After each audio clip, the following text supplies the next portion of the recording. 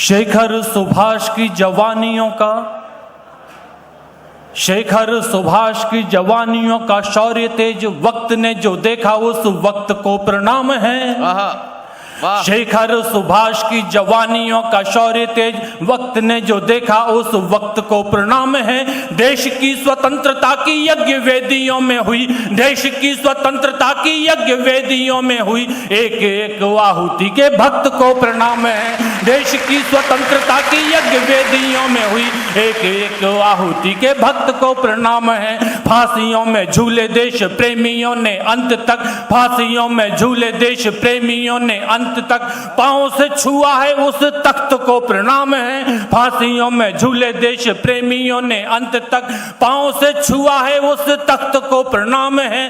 जिस रक्त ने उबाल दिया कायरों का रक्त, जिस रक्त ने उबाल दिया कायरों का रक्त, ऐसी वीर जननी के रक्त को प्रणाम है। जिस रक्त ने उबाल दिया कायरों का, लगता है कि अब आप थक गए हैं। देश प्रेम आपकी धमनियों एक बार जोरदार तालियों से मुझे आदेशित करें। मैं एक विशेष कविता आपकी अदालत में पढ़ के जाऊंगा। पहले 4 प्रणाम और पढ़ता हूं, फिर एक विशेष कविता आपको पढ़ के जाता हूं। सुनना कि पहला प्रणाम उस ममता को सौंपता हूं सीमा पर जिस मां का चश्मा टूट जाता है। पहला प्रणाम उस ममता को सौंपता हूं सीमा पर जिस मां का चश्मा टूट जाता है। दूसरा प्रणाम है पिता की धैर्य शक्तियों को जिसका भविष्य सामने ही छूट जाता है। दूसरा प्रणाम है पिता की धैर्य शक्तियों को जिसका भविष्य सामने ही छूट जाता है।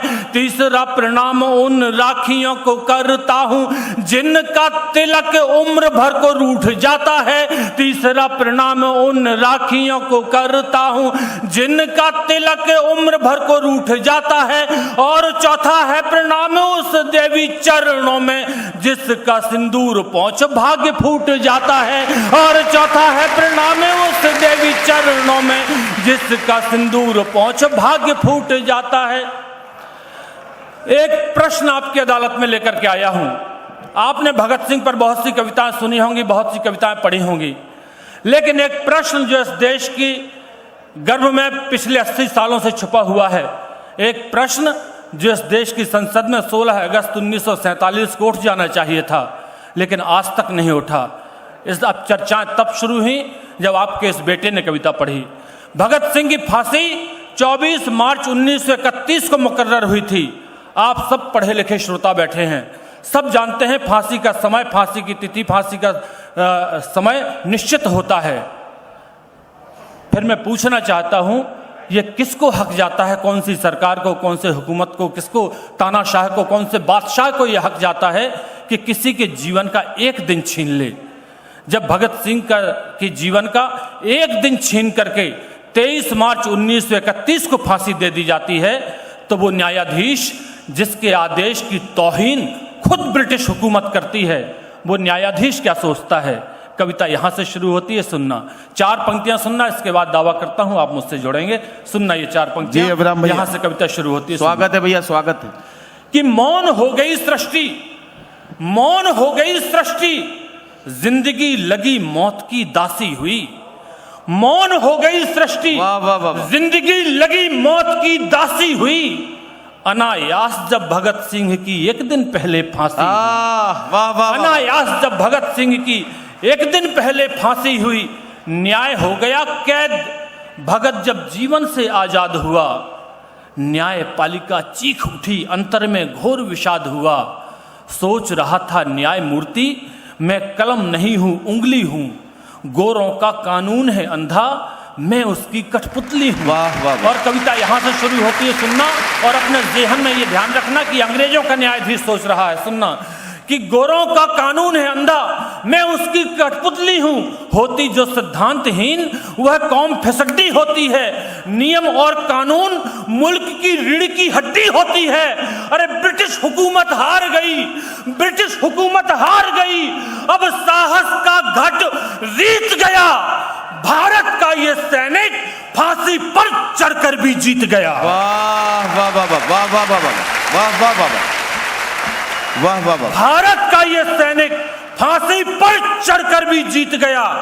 साहस, शौर्य, पराक्रम का पर्याय टंगा है सूली पर। क्या कहना? साहस, शौर्य, पराक्रम का पर्याय टंगा है सूली पर। भगत सिंह के साथ ब्रिटिश का न्याय टंगा है सूली पर। वाह वाह वाह वाह। और वो प्रश्न सुनना जो प्रश्न उठा करके लाया हूं आपकी अदालत में 80 साल के बाद, कि भगत सिंह के साथ ब्रिटिश का न्याय टंगा है सूली पर। न्याय मूर्ति खुद कहता था, न्याय मूर्ति खुद कहता था ये न्याय नहीं है, मिथ्या है। अरे तुम कहते हो फांसी इसको, मैं कहता हूं हत्या है। वाह वाह वाह वाह। तुम कहते हो भगत सिंह की हत्या की गई थी, और हत्या की गई थी तो हमें ब्रिटिश हुकूमत के विरुद्ध प्रकरण पंजीबद्ध कराना चाहिए था। खैर ये सरकार के मुद्दे हैं। हम कविता पढ़ते हैं, आप कविता सुनना, कविता के अंत अगली पंक्तियां सुनना। भगत सिंह को फांसी देने के लिए जो जल्लाद खड़ा हुआ है, वो जल्लाद तो हिंदुस्तान का बेटा है।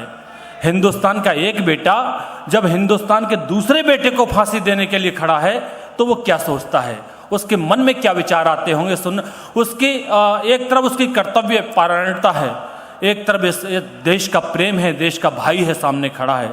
सुनना वो क्या सोचता है जी। पहली बार लगा है जैसे मर्द खड़ा है सूली पर। आहा आहा वाह। पहली बार लगा है जैसे, पहली बार लगा है जैसे मर्द खड़ा है सूली पर। भारत माँ के जख्मों का हमदर्द खड़ा है सूली पर। वाह वाह वाह वाह वाह वाह वाह वाह। कैसी कठिन परीक्षा है, कैसी कठिन परीक्षा है, ये कैसे फर्ज निभाऊं मैं। वाह। लगता इसके पहले खुद ही सूली पर चढ़ जाऊं। वाह वाह वाह वाह। लगता इसके पहले खुद ही सूली पर चढ़ जाऊं मैं। व्यक्ति नहीं तू महाशक्ति है जो पौरुष को जगा रहा। घर में घुसे निकम्मों की तू कायरता को भगा रहा। वाह वाह वाह वाह। तेरी मौत व्यर्थ ना होगी, अग्नि चिता की भड़केगी। अब से हर हिंदुस्तानी की सुस्त भुजा भी फड़केगी। अंग्रेजों का क्रूर फैसला तेरा यश फहराएगा। आज मनुष्य से ऊपर उठकर तू देवता बन जाएगा। तो साहब वो जल्लाद, वो हिंदुस्तान का बेटा जब हिंदुस्तान के एक दूसरे बेटे को अपने कर्तव्य पालन के लिए फांसी का फंदा खींचता है तो अपने मन को तसल्ली कैसे देता है। यदि उसकी तसल्ली कहीं आपके मन को ठक कर जाए तो दोनों हाथ उठा करके प्यार और आशीष मिले। सुनना उसकी सोच कहां तक जाती है, उसकी मन की तसल्ली कहां तक जाती है। सुनना कि आज मनुष्य से ऊपर उठकर, आज मनुष्य से ऊपर उठकर तू देवता बन जाएगा। तो तू सदियों तक अमर रहे, तू सदियों तक अमर रहे। लो निज कर्तव्य निभाता हूं, तुझको सूली पर लटका कर ईसा मसीह बनाता हूं। वाह वाह वाह वाह वाह वाह वाह। क्या कहना भाई अभिराम पाठक जी। तुझको सूली पर लटका कर ईसा मसीह बनाता हूं। क्या कहना, तो व्यक्ति नहीं तू अवतारी है, व्यक्ति नहीं तू अवतारी है। भारत माँ की कृत्या है। क्या तुम कहते हो फांसी इसको, मैं कहता हूं हत्या है। वाह वाह वाह वाह वाह। बिल्कुल नई पंक्तियां, जहां तक शायद सोच आपकी ना पहुंची हो, वो नई बात कहने जा रहा हूं। इरशाद। मेरे एक मित्र ने मुझसे कहा, अभिराम भगत सिंह के गले में जो फांसी का फंदा पड़ा है, जो रस्सा पड़ा है, यदि वो फांसी का फंदा, वो रस्सा भगत सिंह के गले को नहीं कसता तो भगत सिंह नहीं मरते। मैंने कहा कुछ कह रहे हैं आप? नहीं तो नहीं मरता। मैंने कहा रस्सा तो निर्जीव है। उसने कहा निर्जीव को आप 24 घंटे के लिए रख दो, उसके शरीर से बदबू आने लगती है। रस्से को आप सालों रखे रहो, रस्से के शरीर से बदबू नहीं आती। इसका मतलब है कि रस्से में प्राण है। मैंने कहा रे रस्सा, यदि तुझ में प्राण है तो तुझे जवाब देना पड़ेगा। तू तो हिंदुस्तान का था, तूने भगत सिंह के गले को क्यों कसा?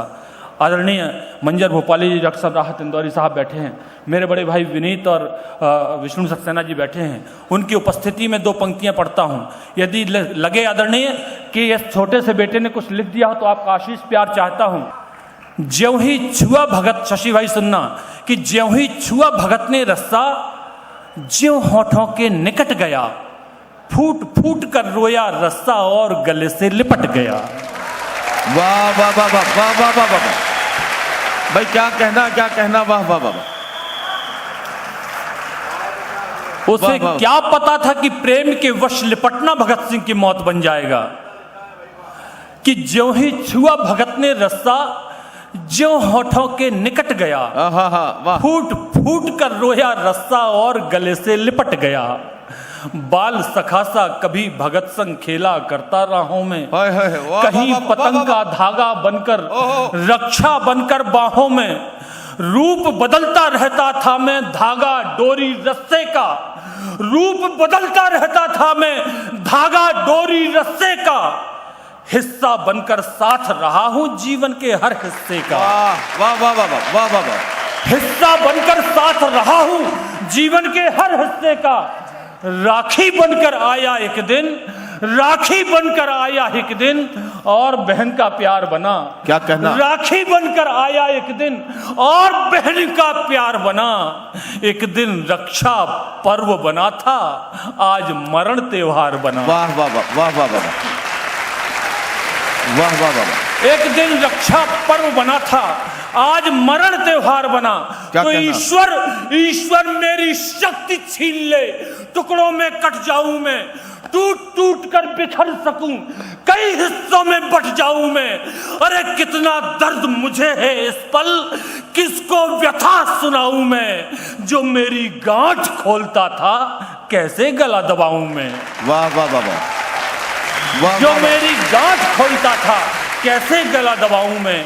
तो भारत माँ का सच्चा बेटा, तन मन से जो सत्या है। क्या कहना? तुम कहते हो फांसी इसको, मैं कहता हूं।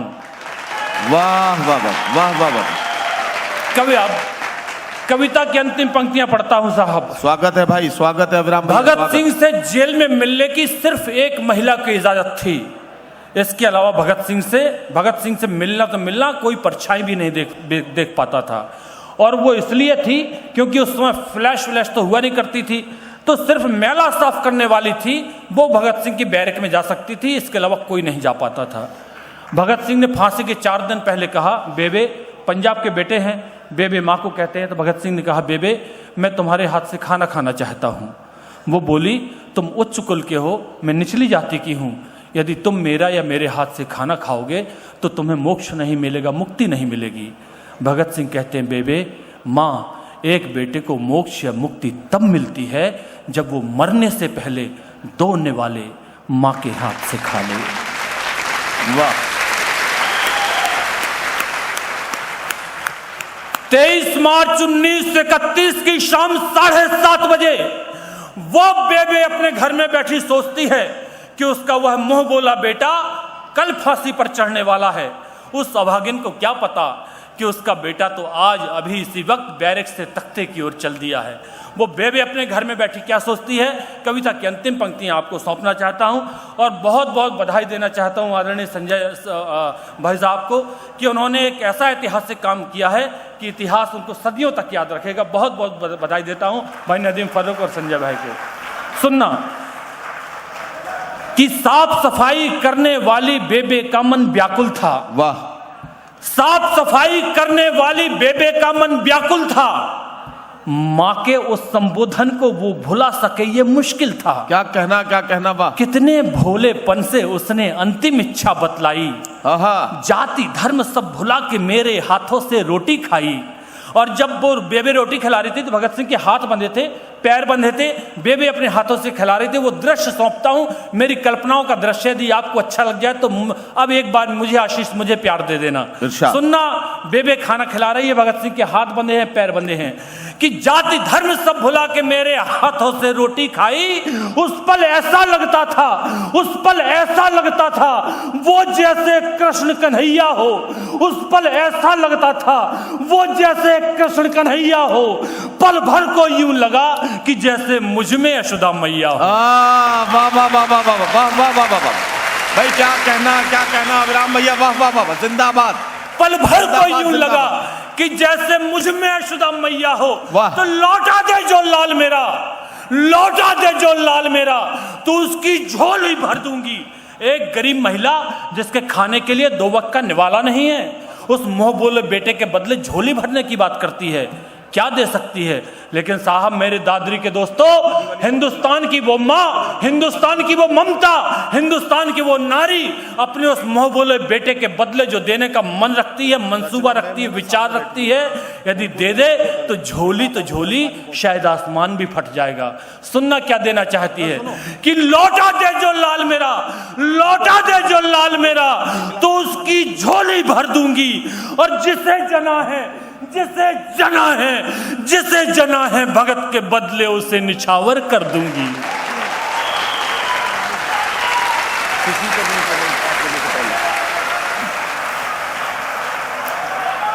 और अंतिम 4 पंक्तियां पढ़ता हूं, अंतिम 4 पंक्तियों में चाहता हूं, मैंने सबसे पहले आकर के कहा कि यहां का कवि सम्मेलन की सफलता और ये कवि सम्मेलन अपने मुकाम तक पहुंचेगा, ये मुशायरा, उसका अधिकांशतः श्रेय यहाँ के श्रोताओं को जाता है। तो मुझे लगना चाहिए कि पूरे देश में जो प्यार ना मिला हो वो प्यार आपके बीच से लेकर के जाऊं। अंतिम 4 पंक्तियां कि लौटा दे जो लाल मेरा, लौटा दे जो लाल मेरा, तो उसकी झोली भर दूंगी। और जिसे जना है भगत के बदले उसे निछावर कर दूंगी। वाह, वाह, वाह, तो मन ही मन में जाने क्या क्या बेबे सोच रही थी, मन ही मन में जाने क्या क्या बेबे सोच रही थी। टप टप गिरते आंखों से वो आंसू पोंछ रही थी कि अनायास ही कानों में, अनायास ही कानों में एक स्वर आकर के बोला, अनायास ही कानों में एक स्वर आकर के बोला, रंग दे बसंती चोला माई, रंग दे बसंती। वाह वाह वाह वाह वाह